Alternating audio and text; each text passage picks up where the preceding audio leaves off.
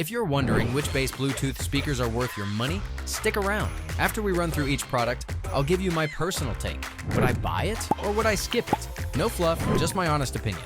Let's get into it. Sony ULT Field 5. This bad boy pumps out some serious bass with its ULT modes that'll make your neighbors question their life choices. But good luck distinguishing between the ULT mode chimes because they all sound like confused robot farts. The speaker floats like a brick with dreams and delivers 25 hours of battery life, though you'll get about 2.5 hours at max volume because physics is still undefeated. Would I buy it? Maybe. It's got the bass chops, but those mode switching sounds make me want to throw it in the pool it's designed to survive. Soundcore by Hyperboom 2. The built-in subwoofer cranks out 50 watts of pure bass madness when you hit bass up mode, turning this thing into a portable earthquake generator that costs less than your monthly coffee addiction. However, even with all that bass boost, you'll still find yourself diving into the 9-band equalizer like you're performing surgery just to get the sound you actually want. Would I buy it? Yes. At $90, it's basically stealing, and any speaker that lets me boost frequencies down to 48 Hz is speaking my language. Bose SoundLink Flex 2nd Gen.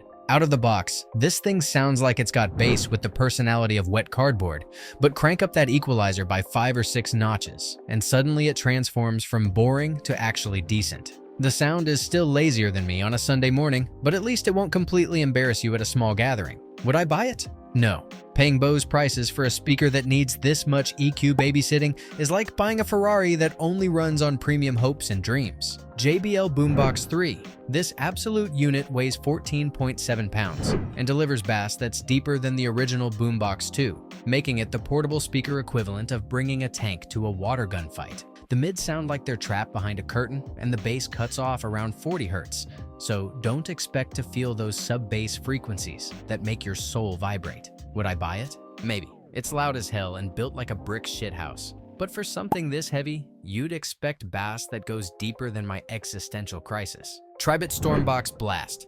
This thing delivers bass so snappy and regimented it makes other speakers look like they're playing patty cake. Plus, it's got more RGB lights than a gaming setup from 2015. The volume jumps are more dramatic than a soap opera. 2 clicks takes you from whisper quiet to "the cops are coming loud." Would I buy it? Yes. For the price, it's absolutely unbeatable, and any speaker that can make a Ultimate Ears Boom 3 sound lightweight deserves respect. Brane Audio Brane X.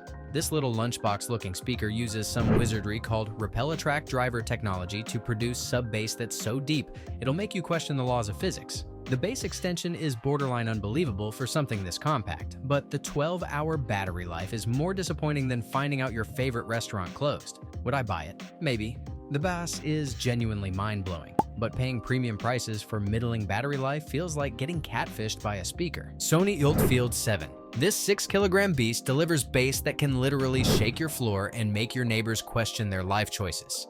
With deep 20 Hz response that'll make your chest cavity vibrate like a subwoofer. The downside is, this thing weighs more than my last 3 relationships combined and costs $500. Plus, the bass boost button basically turns every song into a muddy mess that sounds like it's being played underwater. Would I buy it? Maybe, because nothing says "I have arrived" like carrying a speaker that requires 2 people and a chiropractor. Ultimate Ears Hyperboom. The Hyperboom lives up to its ridiculous name by delivering triple the volume and 6 times the bass of its little brother, the Megaboom 3, which means it can literally make your brain rattle at full volume. But this 13-pound monolith only sounds decent when you crank it past medium volume, so forget about any late-night listening sessions unless you want to become the neighborhood villain. Would I buy it? Yes, because sometimes you need a speaker that doubles as a home security system and can charge your phone while destroying your eardrums. Bose SoundLink Max. The SoundLink Max delivers surprisingly spacious stereo sound for something this compact,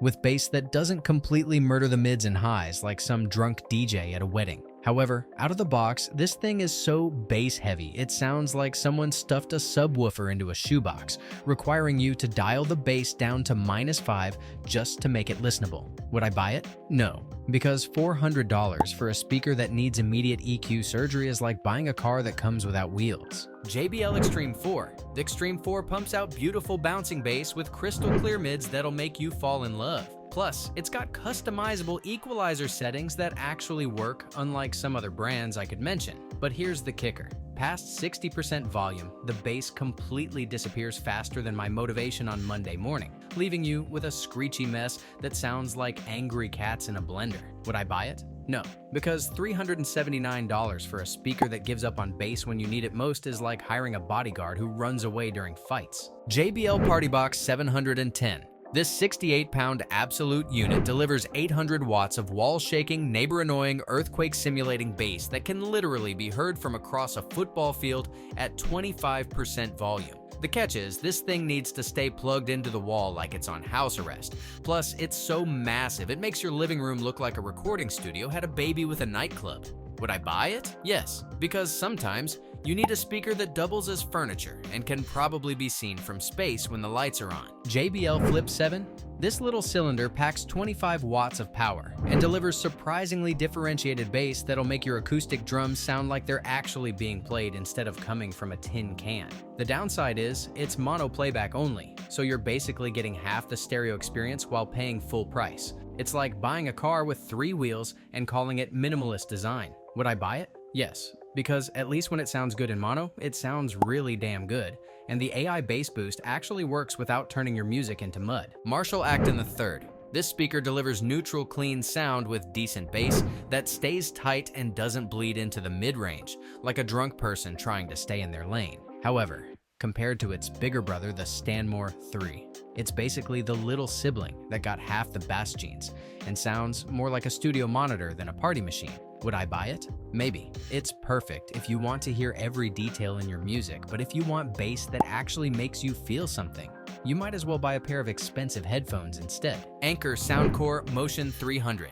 This tiny beast gets surprisingly loud for its size and has a bass-up mode that actually does something, unlike most gimmicky bass buttons that are about as useful as a chocolate teapot. The brutal truth is, it can't handle sub-bass worth shit. Kendrick Lamar's Loyalty sounds like it's missing its entire bottom end, which is like serving pizza without cheese. Would I buy it? Yes, because for under 100 bucks, it does everything else right and won't break when you inevitably drop it in the pool. Sony ULT Field 3. When you hit that ULT button, this thing transforms from a boring office speaker into a bass monster that can actually make you feel the 4-on-the-floor thud in house tracks. The catch is that without ULT mode, it sounds like someone sucked all the life out of your music. And even with it on, everything gets compressed to hell at higher volumes like it's being squeezed through a straw. Would I buy it? Maybe. The 24-hour battery life is insane, but having to choose between boring sound or compressed bass is like choosing between stale bread or moldy bread. Marshall Middleton. This absolute unit delivers voluminous deep bass that'll make you think it's twice its actual size. Plus, it sounds perfectly balanced whether you're standing in front, behind, or doing cartwheels around it. The problem is, everything between the deep bass and high treble turns into an undefined mush, so your rhythm guitar and keyboards sound like they're playing underwater at a funeral. Would I buy it? No. Because what's the point of having amazing bass and treble if the middle frequencies sound like they're having an identity crisis? JBL PartyBox Encore Essential. This little cube of bass fury can pump out some seriously deep low end for its size, making your hip-hop tracks thump harder than your upstairs neighbor banging on the floor. The bass boost feature is like steroids for your music, but without it, this thing sounds flatter than a pancake that got run over by a steamroller. And good luck hearing anything clearly when the bass bleeds into everything else like a drunk person at karaoke night. Would I buy it? Maybe. It's perfect if you want to piss off your neighbors without breaking the bank, but you'll need to fiddle with the app more than a teenager with their phone. JBL PartyBox 310. This beast has dual 176mm woofers that'll make your chest cavity vibrate like you're sitting inside a subwoofer, and it can blast over 100 decibels without breaking a sweat. The downside is that bass-heavy tracks turn into muddy soup at max volume, making it sound like someone threw your music into a blender with some dirt. Would I buy it? Yes, because when you need to soundtrack a party for 15 people and make the windows rattle 3 blocks away, this thing delivers more bass than a fish market. Marshall Woburn III. This amp-looking beauty pumps out 90 watts of bass that'll make drum and bass tracks sound so crisp you'll think the producer is hiding in your living room. Plus, it actually sounds amazing at low volumes, unlike most speakers that turn into whispers.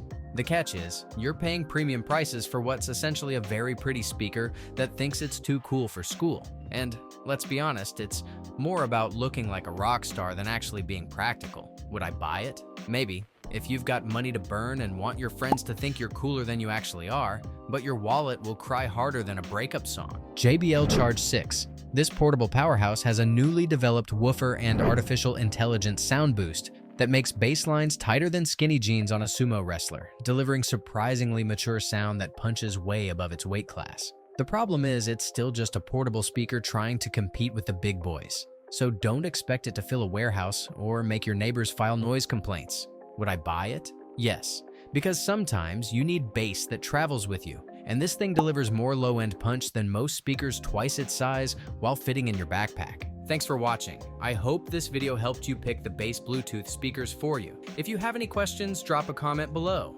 Links to all of these products mentioned in this video will be in the description.